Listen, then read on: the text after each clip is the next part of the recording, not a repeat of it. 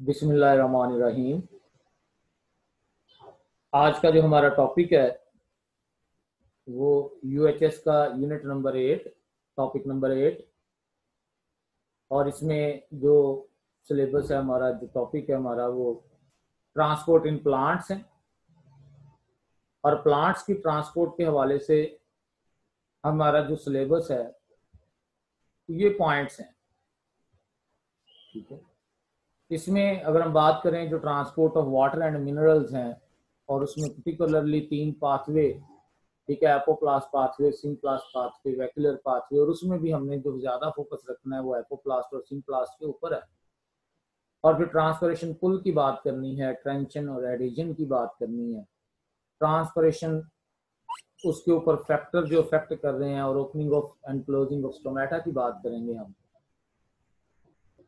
और translocation according to the pressure flow theory हम food की ट्रांसपोर्ट की बात करेंगे। तो ये जो आपको सारे कंटेंट्स मिल जाएंगे फर्स्ट ईयर की बुक के चैप्टर नंबर 14 से। उसके अलावा एक हमने टॉपिक पढ़ना है जीरोफाइट का, और ये आपको मिलेगा सेकंड ईयर की बुक से चैप्टर नंबर 15 से। ठीक है, तो जो मेन कंटेंट्स हैं आपको वो चैप्टर नंबर 14 से, और कुछ कंटेंट्स आपको चैप्टर नंबर 15 से जो है वो मिल जाएंगे। अब हम बात करते हैं वन बाय वन इन सारे पॉइंट्स की। तो सबसे पहले जब हम बात करेंगे यहाँ पर transport of water and minerals की। ठीक है, transport of water and minerals. अब देखिए, जो भी चीजें पौधे को मिलनी है, वाटर है या मिनरल्स हैं, वो सॉइल से मिलनी है। ठीक है, वो नीचे मिट्टी से मिलनी है, और रूट्स ने उनको एब्जॉर्ब करना है, और रूट्स के अंदर से दाखिल होते हुए इसके जो है वो जाइलम फ्लोएम यानी कि जो वस्कुलर टिश्यूज हैं उनके जरिए फिर आगे सारे सेल्स को जो है वो मिलेगा। तो अगर हम ट्रांसपोर्ट की बात करें तो ट्रांसपोर्ट जरूरी है प्लांट्स के लिए, न्यूट्रिएंट्स के सप्लाई के लिए, वेस्ट के रिमूवल के लिए। जो यूनिसेलुलर हैं उनके अंदर तो कोई इतना ट्रांसपोर्ट का प्रॉपर मैकेनिज्म नहीं है, प्लाज्मा मेम्ब्रेन ही सारे जो है वो काम करवा रही है। लेकिन जो मल्टी सेलुलर हैं उनके अंदर प्रॉपर जो है वो सिस्टम की जरूरत पड़ती है। मल्टी सेलुलर ऑर्गेनिज्म मुख्तलिफ वेज से जो है वो ट्रांसपोर्ट करवा रहे हैं, जैसे डिफ्यूजन है, फैसिलिटेटेड डिफ्यूजन है, ऑस्मोसिस है, एक्टिव ट्रांसपोर्ट है, एंडोसाइटोसिस है, एक्सोसाइटोसिस है। ये सारे पॉइंट्स हम चैप्टर नंबर 4 में, सेल वाले चैप्टर में डिस्कस कर चुके हुए हैं, ये क्या है। ठीक है, तो प्लांट्स के अंदर मुख्तलिफ मैकेनिज्म है ट्रांसपोर्ट के, हम उनको वन बाय वन जो है वो डिस्कस करेंगे। सबसे पहले तो प्लांट्स के अंदर जो एब्जॉर्प्शन का जो मेन रोल प्ले कर रही हैं वो रूट्स कर रही हैं। रूट्स के जो काम है वो एंकर करना तो है ही है, साथ में एब्जॉर्प्शन करना है न्यूट्रिएंट्स की और वाटर की। जो मेन रिक्वायरमेंट है प्लांट्स के लिए वो कार्बन डाइऑक्साइड है, वो फजा से ले लेगा, पानी है वो जमीन से लेगा, और मिनरल्स हैं ये भी जमीन से लेगा, ये भी सॉइल से लेगा। तो जो मेन रिक्वायरमेंट है इसकी, जो मेन रिक्वायरमेंट्स हैं वो कार्बन डाइऑक्साइड, वाटर और मिनरल्स हैं। और इसमें ये जो वाटर और मिनरल्स हैं ये दोनों की दोनों चीजें ये उसको जमीन से मिलनी है। आपको यहाँ पर डायग्राम में नजर आ रहा होगा कि ये रूट हेयर्स हैं, ये बेसिकली एक्सटेंशन है, यूनिसेलुलर एक्सटेंशन है और सिंगल सेल लेयर थिकनेस की। ठीक है, किससे? From the epidermis of the root. ठीक है, और इन एक्सटेंशंस का काम है, ये इतनी फाइन किस्म की एक्सटेंशन है, आप इस डायग्राम में देख लें यहाँ पर कि ये इतनी फाइन किस्म की एक्सटेंशन है कि ये बारीक बारीक हेयर्स की तरह, और ये एब्जॉर्ब हुए होती हैं सॉइल के अंदर, और उसके अंदर से जो है वो पानी को और मिनरल्स को एब्जॉर्ब करती हैं। पानी और मिनरल्स जो हैं ये रूट हेयर्स में दाखिल होते हैं, यहाँ से ये रूट्स के सेल्स से गुजरते हुए जाइलम तक पहुंचते हैं। कैसे गुजरेंगे? That is the apoplast pathway, that is the symplast pathway, वो हम डिस्कस करेंगे आगे। ठीक है, तो एक्सटेंसिवली ब्रांच सिस्टम है, डेंस हेयर लाइक स्ट्रक्चर्स हैं रूट हेयर्स, और रूट हेयर्स ये एक्सटेंशंस है एपिडर्मल सेल्स की, ये एब्जॉर्ब करती हैं। ये देखें आपके सामने डायग्राम है, तो ये रूट हेयर है। तो ये जो रूट हेयर है ये किस तरह से, ये एपिडर्मस की एक्सटेंशन ही है बेसिकली। ठीक है, और उसके बाद अंदर डर्मल टिश्यूज आ जाती हैं, ग्राउंड टिश्यूज आ जाती हैं, और फिर ये वास्कुलर टिश्यूज हैं। तो वास्कुलर टिश्यूज तक आने के लिए यहाँ पर ये जो पाथवे अख्तियार करना है, ठीक है, that is may be apoplast pathway, may be symplast pathway, उसको हम आगे डिस्कस करेंगे भी। ठीक हो गया।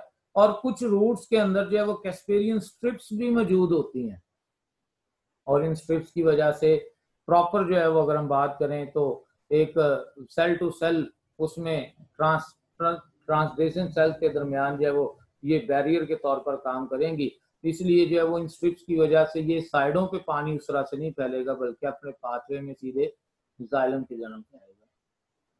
ठीक है, तो इसमें ये एक रूट की स्ट्रक्चर दिखाई गई है, और इसमें जो मेन चीज मैं बताना चाह रहा हूँ कि रूट हेयर से जाइलम तक पानी और मिनरल्स ने आना है, और यहाँ तक आने के लिए उसको जो पाथवे अख्तियार करना है, वो एपोप्लास्ट पाथवे हो, वो सिम्प्लास्ट पाथवे हो, ठीक है, वो दोनों पाथवे से हम आगे डिस्कस करेंगे कैसे जो है वो पानी और मिनरल्स जो है वो दरमियान जब जाइलम में आ जाएंगी, अब फिर यहाँ पर जाइलम से ट्रांसपोर्ट होंगी ऑल इनटू द बॉडी, वो सारे के सारी प्लांट बॉडी के अंदर जो है उसकी ट्रांसपोर्टेशन होगी।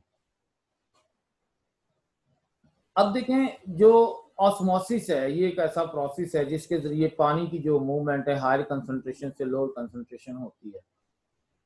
तो सेल की मेम्ब्रेन के थ्रू एंडोस्मोसिस के जरिए पानी सेल में आ भी सकता है, और एक्सोस्मोसिस के जरिए पानी सेल से बाहर भी जा सकता है, क्योंकि plasma membrane is selectively permeable membrane, ये पानी के लिए फ्रीली परमिएबल है।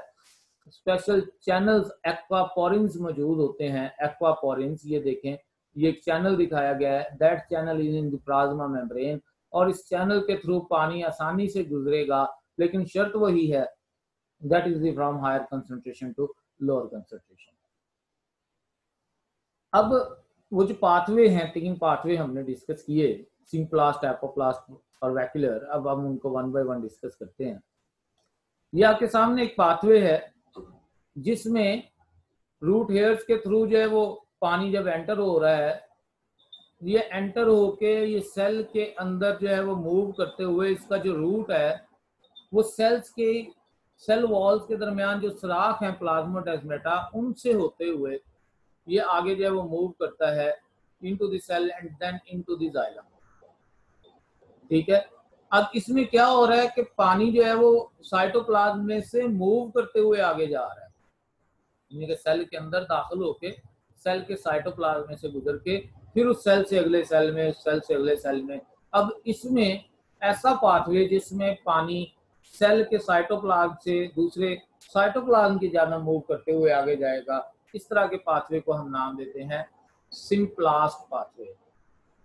ठीक है, सिम्प्लास्ट पाथवे। एक पाथवे है एपोप्लास्ट पाथवे, जिसमें सेल पानी मतलब पानी सेल के अंदर नहीं जाएगा। उसमें क्या होता है, उसके अंदर बजाय इसके कि सेल के अंदर जो है वो पानी दाखिल हो, उसमें क्या होता है कि पानी एंटर होके ये जो पर्पल सी जो है वो लाइन दिखाई गई है आपको, इसमें क्या हो रहा है कि ये पानी एक सेल और दूसरे सेल के दरमियान में, एडजेसेंट सेल वॉल के दरमियान में से गुजरता है, not enter into the cytoplasm. This type of pathway is called as the apoplast pathway। ये आपके सिलेबस में तो 2 ही हैं, क्योंकि जो ए लेवल की बुक है उसमें इन 2 का ही जिक्र है। वैसे जो तीसरा पाथवे है वो वैक्यूलर पाथवे है, जिसमें क्या होता है कि पानी एक सेल में दाखिल होके सेल के वैक्यूल से और फिर वहां से दूसरे सेल तक और उसके वैक्यूल से होते हुए फिर तीसरे, तो वैक्यूल टू वैक्यूल अगर पाथवे है that is called as vacuolar pathway. अगर पानी सेल मेम्ब्रेन को क्रॉस करके साइटोप्लाज्म में नहीं जा रहा, that type of pathway is called as apoplast pathway. ये एक्स्ट्रा सेलुलर रूट है। अगर पानी ये सेल मेम्ब्रेन को क्रॉस करके साइटोप्लाज्म तक पहुंचता है और वहां से फिर दूसरे जाइलम तक जो है वो जाता है, that is the symplast pathway. लेकिन अगर पानी सेल मेम्ब्रेन से क्रॉस करते हुए साइटोप्लाज्म को क्रॉस करके वहां से वैक्यूल की जो मेम्ब्रेन है उसको भी क्रॉस करके, टोनोप्लास्ट को क्रॉस करके ये जाइलम तक पहुंचता है, this type of pathway is called as vacuolar pathway. ठीक है, तो ये 3 पाथवे जो है वो आपके पास जो है वो उसमें है इस पॉइंट ऑफ व्यू से पानी की जाइलम तक पहुंचने के वाले।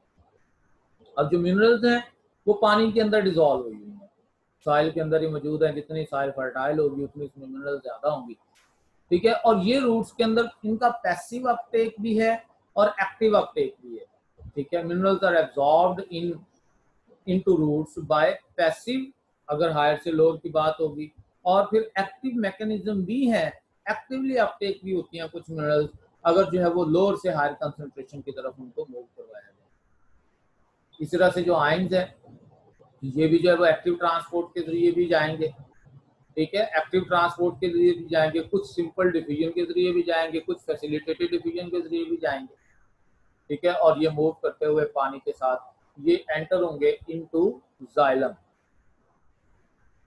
इन आयंस को और मिनरल्स को एब्जॉर्ब करने के लिए ना कुछ खास तरह के सिम्बायोटिक रिलेशनशिप भी हो जाते हैं डेवलप। जैसे आपने रूट नोड्यूल्स पढ़ा है, और रूट नोड्यूल्स के अंदर आप देखें कि जो राइजोबियम बैक्टीरियम है, ठीक है, वो ज्यादा से ज्यादा नाइट्रोजन को जो है वो फिक्स करने में, नाइट्रोजन की अपटेक करने में मदद दे रहे हैं। इसी तरह से जो माइकोरिज़ा एसोसिएशन आपने पढ़ा है चैप्टर नंबर 8 में, उसके अंदर भी देखें कि जो फंगस है वो साथ मिलके वो एरिया बढ़ा के वो ज्यादा से ज्यादा जो है वो एब्जॉर्प्शन में मदद दे रहे हैं। तो ये सिम्बायोटिक एसोसिएशंस भी हेल्प करते हैं एब्जॉर्प्शन के अंदर,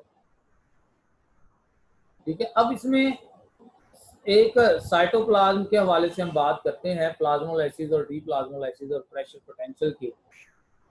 कि आपके पास एक सेल है, आप उस सेल को एक ऐसे सॉल्यूशन में रख देते हैं जिसके अंदर ज्यादा सॉल्यूट्स हैं, जैसे आप उसको सुक्रो सॉल्यूशन में रख दें, ठीक है, सुक्रो सॉल्यूशन में रख दें, तो क्या होगा कि सेल के अंदर का जो पानी है वो एक्सऑस्मोसिस के जरिए बाहर निकल जाएगा, सेल श्रिंक कर जाएगा, ठीक है। तो एक्सऑस्मोसिस के जरिए साइटोप्लाज्म का श्रिंक होना, that is called as plasmolysis, ठीक है। इसमें होता क्या है, having lower water potential than cell, जो सेल की निस्बत है वो एक्सटर्नल एनवायरनमेंट में वाटर पोटेंशियल कम होती है, सॉल्यूट पोटेंशियल ज्यादा होती है। और अगर आप एक सेल को डिस्टिल वाटर में रख देते हैं, बेशक वो श्रिंक ही हुआ हो, ठीक है, तो एंडोस्मोसिस के जरिए पानी उसमें दाखिल होगा, और दाखिल होते हुए क्या करेगा, उसका श्रिंक हुआ साइटोप्लाज्म दोबारा अपनी असली हालत में आ जाएगा, दैट इज डीप्लाज्मोलाइसिस। और जो एक प्लांट सेल है उसके अंदर टर्गर प्रेशर डेवलप होते हुए टर्जिडिटी आ जाएगी, टर्जिडिटी। लेकिन अगर एनिमल सेल होगा दैट विल बर्स्ट, क्योंकि हम बात ही प्लांट्स की कर रहे हैं तो हमें एनिमल्स के पॉइंट ऑफ व्यू से बात करने की जरूरत ही नहीं है। अब प्लाज्मोलाइसिस और डीप्लाज्मोलाइसिस हम ये दोनों पॉइंट डिस्कस करते हैं। एक पॉइंट आपने जो पढ़ा हुआ है इंसिपिएंट प्लाज्मोलाइसिस, ठीक है, ये वो पॉइंट है जहां पर जस्ट प्लाज्मोलाइसिस होने वाली है, ठीक है। तो प्लांट सेल्स में चूंकि सेल वॉल मौजूद है, तो सेल वॉल की वजह से ये ज्यादा प्रेशर को डेवलप बर्दाश्त कर सकते हैं, जिसकी वजह से क्या होता है कि इनके अंदर प्रॉपर जो है वो टर्जिडिटी आ जाती है।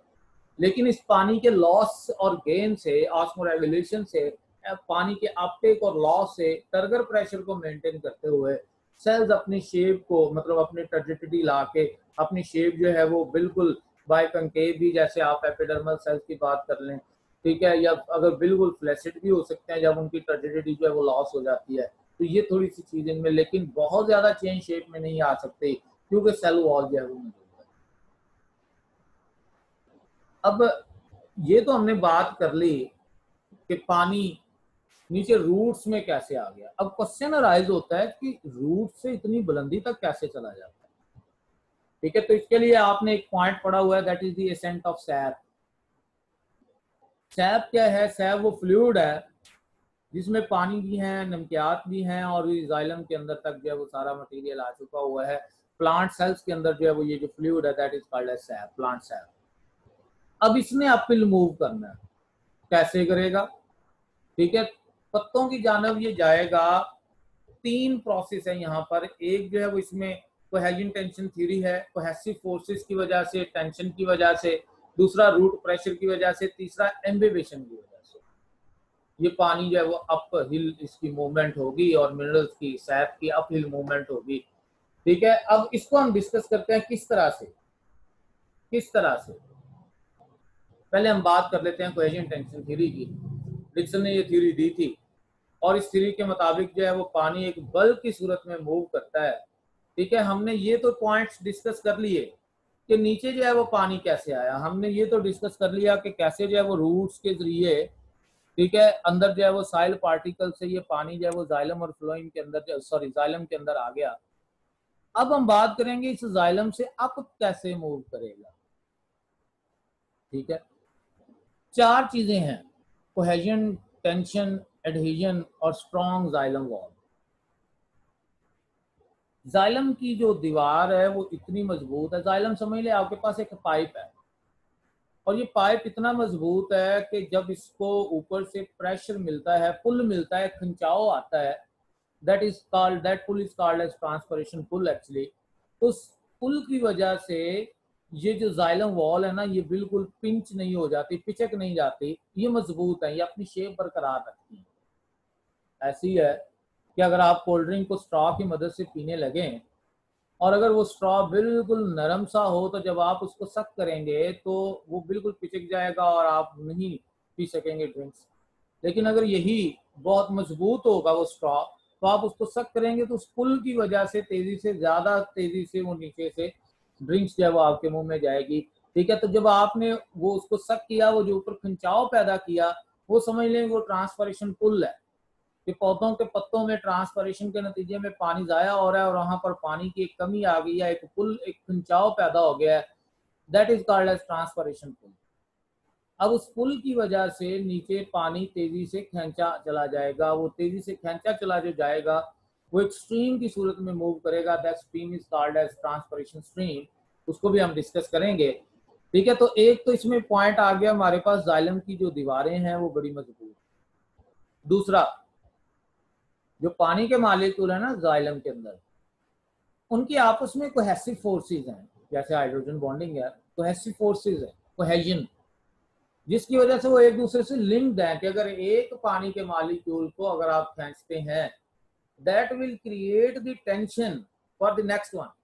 समझ लें जी कि अगर 3-4 बंदे हैं, उनके सबके हाथ एक दूसरे से बंधे हुए हैं, तो आप एक बंदे को पकड़ के खींचना शुरू कर दें तो वो ऑटोमेटिकली वो दूसरे के लिए भी खिंचाव का सबब बनेगा, दूसरा तीसरे के लिए भी बनेगा, और इस तरह से वो सब के सब ही खींचे चले जाएंगे। ऐसी वाटर मॉलिक्यूल आपस में कोहेसिव फोर्स यानी कि कोहेजन की वजह से जुड़े हुए हैं, तो उसमें एक वाटर मॉलिक्यूल के लिए अगर मूवमेंट आती है, ठीक है, that will create the tension for the next one, दूसरा भी साथ साथ मूव करेगा।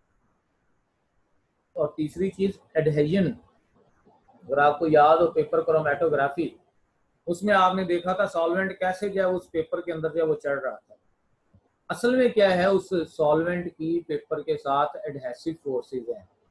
तो पानी की जाइलम की जो सेल वॉल है, उस सेल वॉल में मौजूद जो सेलुलोज है, तो उसके साथ जो है वो क्या है, एडहेसिव फोर्सेस भी हैं, एडहेजन शो करती है, जिसकी वजह से क्या होता है कि पानी जो है वो उसके साथ सेल वॉल के साथ एक अट्रैक्शन शो किए हुए है, और जब वो मूव करता है पानी ऊपर, ठीक है, तो वो एडहेसिव फोर्सेस के साथ साथ आसानी से वो जाइलम के अंदर जो है वो मूव करता जाता है। तो आगे हम एम्बिबिशन की भी बात करेंगे। ठीक है, तो यहाँ पर जो है वो क्या है कि एडहेजन बेसिकली एडहेसिव फोर्सेस है, एडहेजन है पानी की जाइलम के साथ। हमने ये पॉइंट्स डिस्कस कर लिए कि कोहेजन क्या चीज है, टेंशन क्या चीज है, एडहेशन क्या चीज है।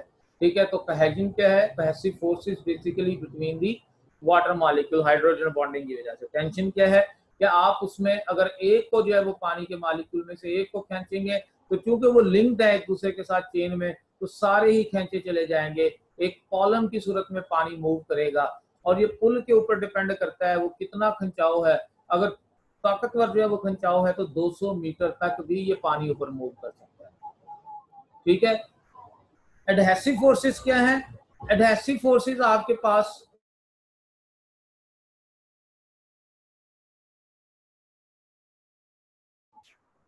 एडहेसिव फोर्सेस आपके पास जो है उसमें अगर हम बात करें तो ये पानी के मॉलिक्यूल जाइलम की वॉल्स के साथ अटैच करते हैं। ठीक है, जिसकी वजह से पानी का जो कॉलम है वो ब्रेक नहीं होता, यानी कि ये पानी एक कॉलम की सूरत में मूव करता है, एक स्ट्रीम की सूरत में मूव करता है, और ये पानी जो है वो वाटर जो सेल वॉल के साथ इम्बाइब भी करता है। इम्बिबिशन, इम्बिबिशन ये भी हम आगे डिस्कस करेंगे। इम्बिबिशन बेसिकली अट्रैक्टिव फोर्सेस हैं सेलुलोज की विद वाटर। और उसके अलावा जाइलम वॉल की भी हमने बात कर ली कि वो भी बहुत स्ट्रांग है, वो पिंच नहीं होती। अब कोहेजन टेंशन थ्योरी के मुताबिक क्या है कि जब ऊपर ट्रांसपरेशन पुल क्रिएट होती है तो उसकी वजह से पानी का जो पूरे का पूरा कॉलम है वो एक्सट्रीम की सूरत में जाइलम के अंदर जो है वो मूव करता है ascent of SAP. Water molecule एक दूसरे से ज्वाइन हुए हैं और इनके एक दूसरे से ज्वाइन होने की वजह से through out the length of xylem वो पानी इकट्ठा मूव करेगा कोहेसिव फोर्सेस की वजह से। और फिर जब सैप को ऊपर खींचा जाएगा, और खिंचाव कब आएगा, ट्रांसपरेशन पुल से वो खिंचाव आएगा तो वो पानी बड़ी मतलब एक स्ट्रीम की सूरत में मूव करेगा और स्पीड इसकी जो होगी that is 1 metre per hour, sorry 1 mile per hour high speed, उससे लेके 8 पर आवर तक इतनी तेजी से जो है वो ये जाएगा। ऑलमोस्ट ऑल ट्रांसपायर्ड एक्सेप्ट 1%, ये सारे का सारा पानी जो है वो क्या है उसको ट्रांसपायरेशन हो जाएगी जस्ट 1%। अब ये जो ट्रांसपायरेशन है ऊपर हो रही थी जिसकी वजह से ट्रांसपायरेशन पुल आ रहा था, ट्रांसपायरेशन क्या है, that is evaporative loss of water from the aerial part of the plant. जब वहां पर से ट्रांसपायरेशन होगी पत्तों में, ठीक है, तो वहां पर जो है वो क्या होगा, वाटर पोटेंशियल जो है वो कम हो जाएगी और उस वाटर पोटेंशियल को ऑस्मोसिस के जरिए तेजी से भरा जाएगा। और उस ऑस्मोसिस के लिए पानी कहाँ से आएगा, that will from the xylem vessels, ठीक है। जाइलम के अंदर वहां पर पानी की कमी को पूरा करने के लिए नीचे से पानी तेजी से वो ऊपर जा रहा होगा, ठीक है, दैट इज द ट्रांसपायरेशन पुल। वो पूरी कोहेजन टेंशन थ्योरी में मेन पॉइंट यही आया कि ऊपर खिंचाव था तो नीचे से पानी ऊपर गया। दूसरी बात आ जाती है रूट प्रेशर। रूट प्रेशर क्या चीज है, रूट प्रेशर जो है वो क्या है कि बेसिकली रूट्स के अंदर जो है साल्ट वगैरह भी हैं, एक्टिव ट्रांसपोर्ट के लिए भी जा रहे हैं और salt secreted into xylem, xylem के अंदर साल्ट जो है वो खारिज किए जा रहे हैं। अब जाइलम के अंदर क्या हो जाएगा, वाटर पोटेंशियल लोअर हो जाएगी, फ्लूइड पोटेंशियल बढ़ जाएगी और इस वजह से पानी तेजी से उस जाइलम में जाना शुरू हो जाएगा एंड ऑस्मोसिस के जरिए, ठीक है। तो इनके अंदर फिर हाइड्रोस्टेटिक प्रेशर जो है वो डेवलप होता जाएगा और ये जो है वो डेवलप होते हुए प्रेशर ये पानी को आगे मूव करेगा, ठीक है। आपने अक्सर देखा होगा ग्रासेस के ऊपर भी तो वो छोटे छोटे जो है वो वाटर ड्रॉपलेट्स पत्तों के ऊपर आ जाते हैं, स्ट्रॉबेरी के ऊपर भी, हालांकि रात को स्टोमेटा क्लोज भी होते हैं तो नीचे से रूट प्रेशर इतना होता है कि वो पानी को जो है वो ऊपर चढ़ाने का सबब बनता है, एसेंट ऑफ सैप का सबब बनता है, ठीक है। ये अगर हम रूट प्रेशर की बात करें तो इसमें हाइट, इतनी ज्यादा हाइट पर ये तो नहीं जा सकता, बहुत थोड़ी ट्रांसपायरेशन पुल इसमें जो है वो मेजर फोर्स है डे के वक्त, ठीक है। तो डे के वक्त जो है वो इसलिए इतनी इफेक्टिव नहीं है, लेकिन रात के वक्त जब ट्रांसपायरेशन पुल नहीं है, ठीक है, तो उसके वक्त जो है उस वक्त ये कंट्रीब्यूट कर रही है, ठीक है, उस वक्त ये जो है वो कंट्रीब्यूट कर रही होती है। रूट प्रेशर की वजह से गिटेशन भी हमने देखी है। गिटेशन या एक्सेडेशन क्या है, बेसिकली अभी मैंने बताया जैसे स्ट्रॉबेरी के जो है वो पत्तों के ऊपर, ग्रासेस के पत्तों के ऊपर आपको ड्यू ड्रॉप्स की तरह के जो है वो विजिबल नजर आएंगे, छोटे छोटे पानी के कतरे। तो ये बेसिकली नीचे रूट प्रेशर की वजह से ड्रॉप्स जो है वो डेवलप हुए हैं पत्तों के ऊपर। इस प्रोसेस को जो हम नाम देते हैं गिटेशन का। यहाँ पर एक इम्पॉर्टेंट रोल हाइडाथोड ग्लैंड्स का भी है, ठीक है। तो ये गिटेशन क्या है, ये जो लिक्विड ड्रॉपलेट्स का, वाटर ड्रॉपलेट्स का जो वो प्रोड्यूस होना है पत्तों की सतह के ऊपर, और ये ज्यादातर ये फिनोमिनन रात को है। दिन के वक्त चूंकि रूट प्रेशर अपना सिग्निफिकेंट रोल प्ले नहीं कर रहा होता, इसलिए उस वक्त ये नहीं है इतना सिग्निफिकेंट। तीसरी चीज हमने बात की एम्बेबेशन की, और एम्बेबेशन क्या है, ये वाटर मॉलिक्यूल्स का along the wall of xylem move करना है। जाइलम की जो वॉल है वो सेलुलोज, पेक्टिन, लिग्निन से बनी हुई है, ठीक है, इन चीजों से बनी हुई है और पानी इनके साथ अट्रैक्टिव फोर्सेस रखता है लेकिन इनमें डिसॉल्व नहीं होता, ठीक है। तो एपोप्लास्ट पाथवे के जरिए यानी कि cell wall to cell wall जो पानी मूव करना है, ठीक है, वो इम्बिबेशन की वजह से ही है मेनली, ठीक है। तो ये रिवर्सिबल प्रोसेस है। ये जर्मिनेटिंग सीड में इम्बिबिशन जो है वो बहुत इंपॉर्टेंट है, इसीलिए जो है वो इसमें आप सीड्स को थोड़ा सा पानी के अंदर रख दें, ठीक है, तो उनका वॉल्यूम, सेल्स का जो वॉल्यूम है 200 गुना तक जो है वो बढ़ जाएगा और वो सीड कोट रप्चर हो जाएगा। ठीक है, आप चने भिगो देते हैं पानी में, तो उसके बाद उनके छिलके वो रप्चर होके, जब बस्ट होके रप्चर होके अलग हो जाते हैं, that is actually due to imbibition. पानी जो है वो सेल्स के अंदर, सेल वॉल के अंदर तक जो है वो आगे दाखिल होता है, डिजोल्व नहीं करता सेल वॉल को, लेकिन उनमें इतना पानी भर जाता है कि उनके अंदर जो है वो ये टर्बिडिटी को इंक्रीज करते हुए तो उनको जो है वो ये वॉल्यूम 200 गुना तक उनका जो है वो बढ़ा देता है पानी एंटर हो के, जिसकी वजह से सीड कोट रप्चर हो। इम्बिबिशन के बाद एक छोटा सा हमारा पॉइंट प्लांट ब्लीडिंग भी है, ये वैसे सिलेबस में तो नहीं। अगर आप प्लांट को कट कर दें तो उसमें से सैप आउटफ्लो हो जाता है, that is called as plant bleeding.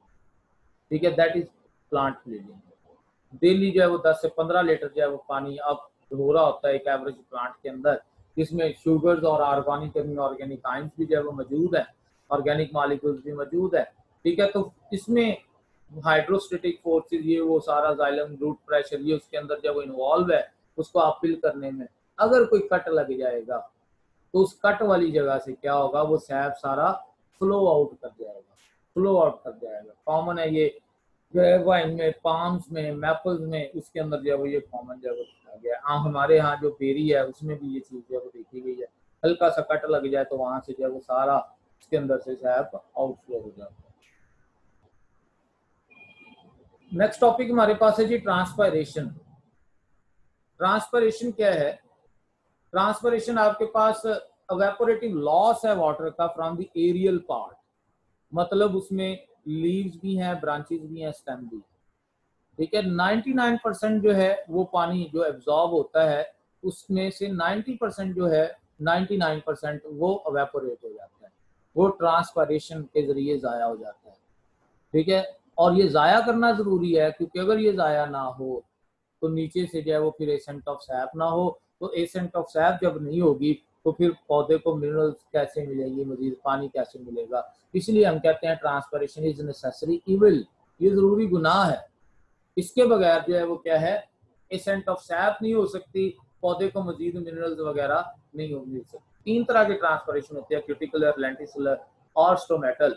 ये आपने जो है वो पढ़ा हुआ है एफएससी लेवल पे, इसलिए इतना डिटेल करने की जरूरत नहीं है। 5 से 7% जो है वो क्यूटिकल के जरिए, and cuticle is a waxy layer that is on the leaves. ठीक है, अपर और लोअर सरफेस पे ये मौजूद हो सकती है, वाटर लॉस को ये बचाती है, लेकिन ये कंप्लीट इम्परमिएबल नहीं है, ये पॉइंट याद रखना। इसकी वजह से इसके अंदर से पानी बाहर मूव आउट कर सकता है। ठीक है, और ये डिपेंड करता है कि क्यूटिकल कितनी थिक है, जितनी क्यूटिकल ज्यादा थिक होगी क्यूटिकुलर ट्रांसपायरेशन उतनी कम होती जाएगी, और फिर कंपोजिशन भी इंपॉर्टेंट है। ठीक है, तो क्यूटिकुलर ट्रांसपायरेशन होती है ज्यादा रात के वक्त जब स्टोमेटा क्लोज होते हैं। लेंटिसेल्स क्या है, ये स्पेशल पोर्स हैं इनके स्टेम्स के अंदर, प्लांट्स के कुछ प्लांट्स के स्टेम के अंदर गैसेस एक्सचेंज के लिए ये होते हैं। ठीक है, तो इन लेंटिसेल्स के जरिए जो पानी है वो भी इवेपोरेट आउट हो जाता है। This is called as lenticular transpiration. ये बहुत थोड़ी है, जस्ट 1 to 2% टोटल ट्रांसपायरेशन का वो लेंटिकुलर है। और तीसरी मेन स्टोमेटल, स्टोमेटा के जरिए। क्यों स्टोमेटा के जरिए? क्योंकि स्टोमेटा के जो गार्ड सेल्स हैं उनके अंदर जो टर्गर प्रेशर है, ठीक है, वो बड़ा इंपॉर्टेंट है। ठीक है, जब टर्गर प्रेशर होगा गार्ड सेल्स में तो स्टोमा ओपन हो जाएंगे, स्टोमेटा ओपन होने की वजह से उसके अंदर से वाटर वेपर्स आसानी से बाहर जाएंगे। ठीक है, तो जो वाटर वेपर्स का मूव करना स्टोमेटा के through outside, that is called stomatal. और ये सबसे ज्यादा है, तकरीबन 90% आपके पास जब स्टोमेटल ट्रांसफॉर्मेशन।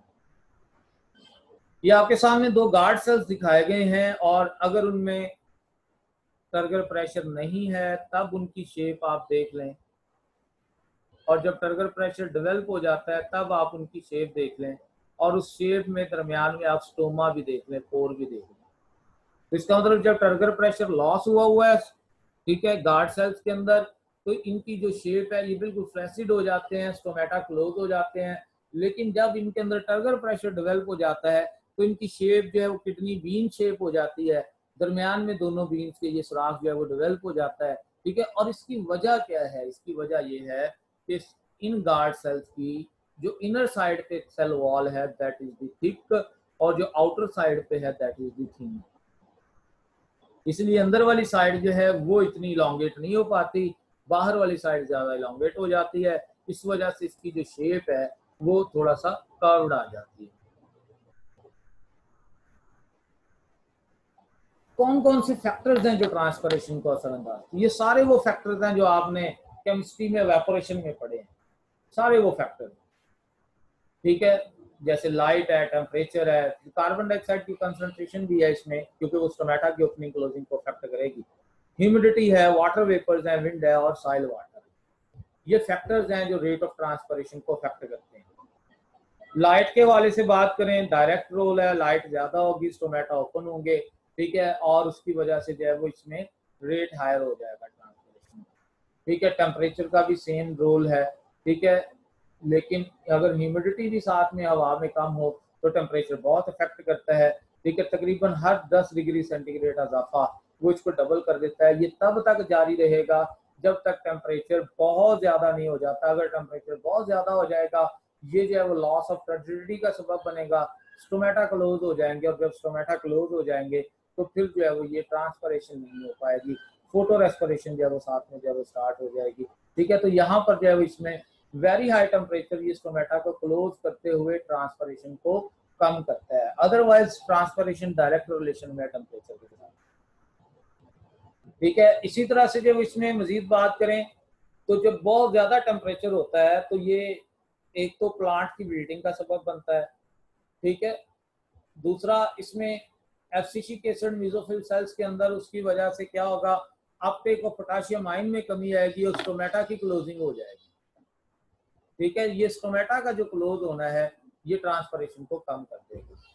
कार्बन डाइऑक्साइड जो है ये क्या करती है, इसमें अगर कार्बन डाइऑक्साइड का लो लेवल है, ठीक है, तो लो लेवल की वजह से कैल्शियम की अपटेक पोटाशियम की अपटेक ज्यादा होगी, और पोटाशियम की अपटेक की वजह से क्या होगा कि ज्यादा से ज्यादा जो है वो इसमें स्टोमेटा ओपन होंगे, और स्टोमेटा ओपन होने से जो है वो क्या है, ये डेफिनेटली तो low level of carbon dioxide increase the rate, ये भी यूनिवर्सल रिलेशन में आ गया। High level of carbon dioxide in cell that decrease the rate, और रीजन क्या है, स्टोमेटा की ओपनिंग। ह्यूमिडिटी, जितनी ज्यादा ह्यूमिडिटी ट्रांसपरेशन रेट उतना कम, ये भी यूनिवर्सल रिलेशन में, ठीक है। विंड, ये डायरेक्ट रिलेशन में है, जितनी तेज हवा उतनी ट्रांसपरेशन ज्यादा, और फिर इसी तरह से सॉइल की अंदर पानी की अवेलेबिलिटी, जितना पानी ज्यादा है ट्रांसपरेशन ज्यादा, नहीं है पानी, थोड़ा पानी है तो ट्रांसपरेशन कम। तो ये फैक्टर्स हैं जो ट्रांसपरेशन को असरअंदाज करते हैं। ट्रांसपरेशन इज नेसेसरी इवल, इसके बगैर जो है वो मुमकिन ही नहीं है, इसके बगैर जो है प्लांट्स के अंदर एसेंट ऑफ सैप ही मुमकिन नहीं है, प्लांट्स का सर्वाइवल ही नहीं है, ठीक है। तो ट्रांसपरेशन एक जरूरी गुनाह है जो पौधों ने करना ही करना है। That is about the transpiration.